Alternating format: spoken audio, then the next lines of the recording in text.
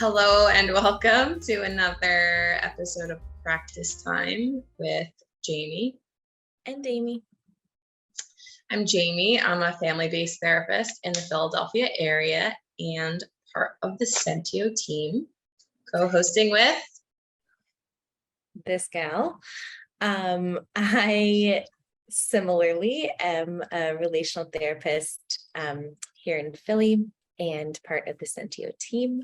Today we will be continuing with schema therapy. This is exercise 3, schema education, beginning to understand current problems in schema therapy terms. A little wordy, but once Amy and I read the description, it started to make a little bit more sense here. So what's helpful is the definition of what a schema is. So it's just this idea that a schema is like a core belief or a core message that a person may have about themselves or about others, or even like predictions for the future. So it's this like deep core part of a person and their understanding of themselves and the world around them. Amy, anything to add to that? No, just that so yes, I like that it's defining that specifically. I think that like echoes a lot of models of therapy, that there's like a core belief or something born out of trauma. But I kind of like this like simple word schema and the explanation. I feel like as a client that would feel helpful for me to learn in those. Totally. And it is related to the skill, right? Because the skill is schema education and understanding schema therapy in schema therapy terms. So, makes total sense. And when we take a look at the skill criteria, there are 3 criteria for this exercise. The first is to suggest the presence of a pattern in the client's life and to call this pattern a schema. So the first is we are naming that schema and helping them to identify that. Second is explaining the origin of schemas in terms of early unmet needs. And the third is educate about how schemas are strong emotional beliefs about self, others, and the world. So similarly, providing some psychoeducation and that definition that I mentioned earlier. Amy, will you be my therapist today? I really need one. I would love to be your therapist. Cool. My heart is tickled. I will start with the first prompt when you're ready.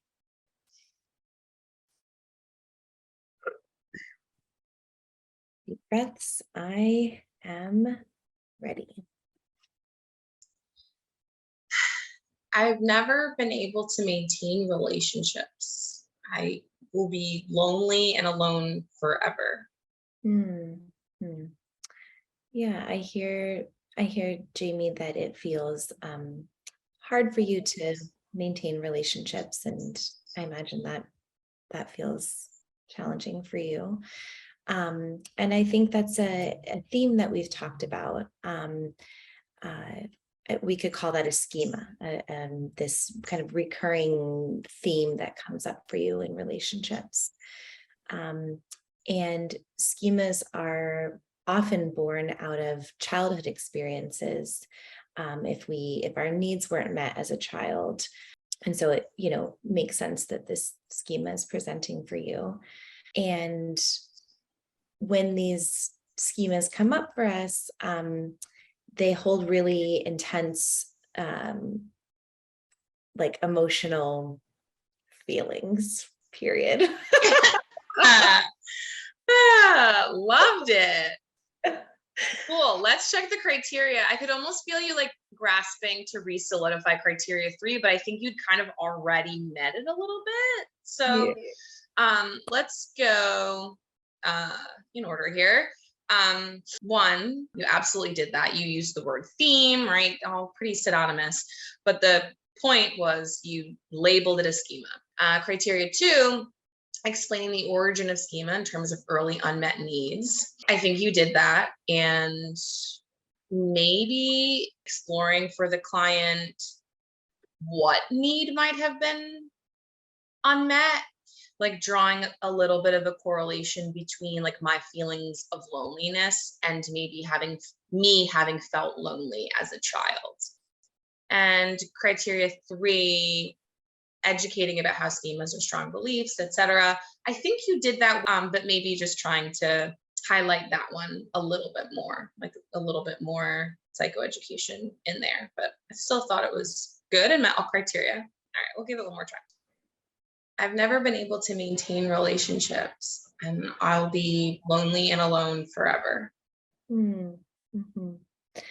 And yeah, I hear, Jamie, this theme of not being able to maintain relationships, which we could call a schema, right? This recurring, theme that pops up for you. And schemas are born out of an interaction of like biological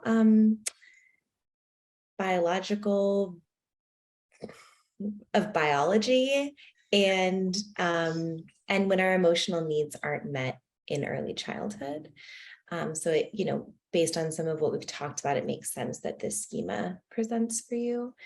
And yeah, schemas hold like really intense emotional responses, right? That impact like how we view ourselves and others.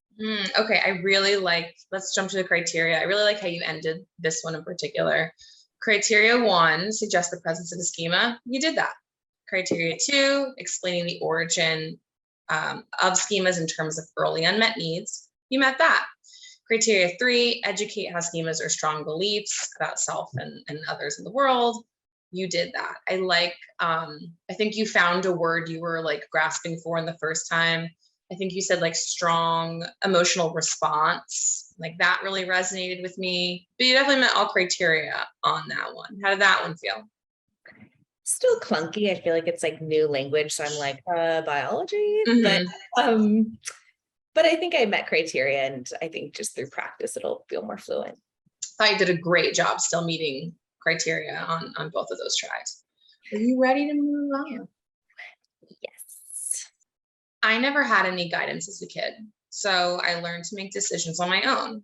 I realized that this causes me problems in my marriage, but I cannot seem to share the needed information about what I want with my wife. It just doesn't feel natural to me. I really hear that, Jamie, that this pattern pops up for you around independence, doing things by yourself, not being able to share with your wife. And I would call that a schema, right? This pattern that continues to show up for you. And schemas are born, as you're naming, in early childhood when our needs aren't met, right? So your parents not modeling that for you, that's likely where this schema developed.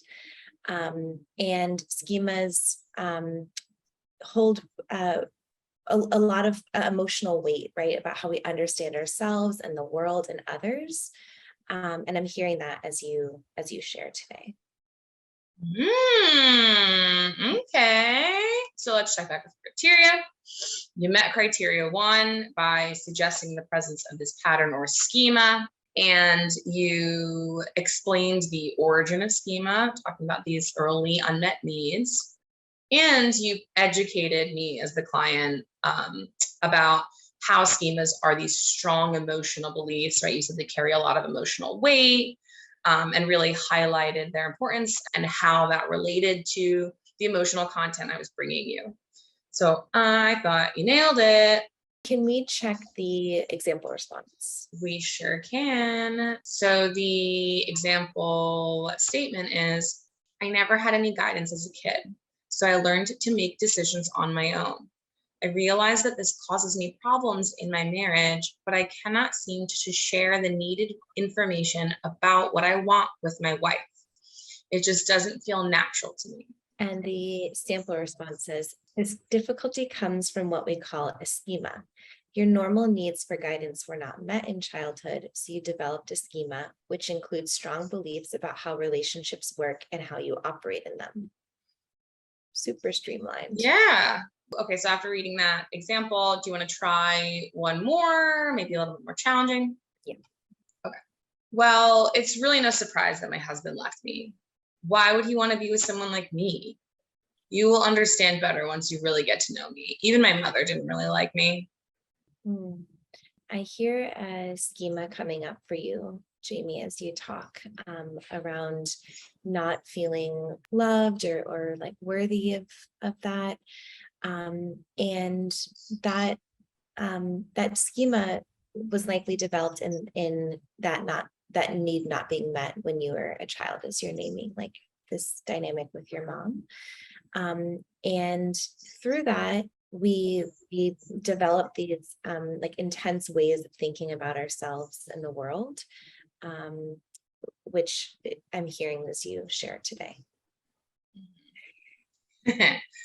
Good. Okay. Checking back with criteria definitely met criteria 1. And I like how you kind of just jumped right into like, I'm hearing a schema, like, and that's what that is. Met criteria 2, I liked in particular how you met criteria 2 with this one, because you directly tied the content of what I was giving you into this idea of a specific early unmet need. You were able to name that more concretely for me. And you provided me with some education about how schemas, again, carry a lot of emotional weight and are related to these emotional beliefs that we have. I think that part you had done better on the other responses, but like I still think you met criteria on this one. How'd that one feel for you? I got like a little lost as I was doing it. It seems simple, but it feels like kind of a lot to hold in my head. Yeah. But yeah, let's try it again. Okay. Well, it's really no surprise that my husband left me. Why would he want to be with someone like me? You will understand better once you really get to know me. Even my mother didn't really like me. Hmm. Hmm. And as you're sharing, Jamie, I hear a schema coming up for you. This pattern or theme, this theme around being left or not loved. And this schema likely developed in childhood, as you're naming this relationship with your mom. I think some of what I'm hearing is maybe a feeling of like being unloved or unworthy of love. That's part of this schema you're talking about. Nice. Checking back with criteria. Definitely met criteria 1 and naming it as a schema, explaining the origin in terms of the early unmet needs, met it. And again, correlated it to my childhood experiences that I was bringing to you, and provided me with education criteria 3 about how schemas are strong emotional beliefs. How did that feel? Overall, this felt challenging. I think because it was new language, I struggled to kind of have flowy responses. Like it always felt a little like, ooh, what am I saying? It didn't feel organic. Yeah, and Amy, what you're describing is something that you and I have experienced from doing this a lot. And it's also a common question that we get from other people. Like, how do you do this and like make it sound authentic? How do you make it sound like yourself? And really it just comes from repetitive practice. Sometimes Amy and I might get it the second time. It might feel more fluid, kind of just roll off our tongue a little bit more genuinely and authentically. Other times we might be doing a skill or a model that does not, again, the language system doesn't come as naturally. So we might still feel a little rigid or fumbly. Yeah. And I think it's also a good reminder, like at the end of these practices, often we or whoever's doing it aren't going to feel like, oh my gosh, I nailed that. I'm like a schema therapist, right? But like, which makes sense. Yeah, exactly. Just new skill. Thank you for being my therapist. I really needed it. I really appreciated all the naming of my schemas. I'm going to hold them with me and carry me into next week when we do our 3rd and final segment on schema therapy. I look forward to it. Thanks for checking out another practice time with Jamie and Amy.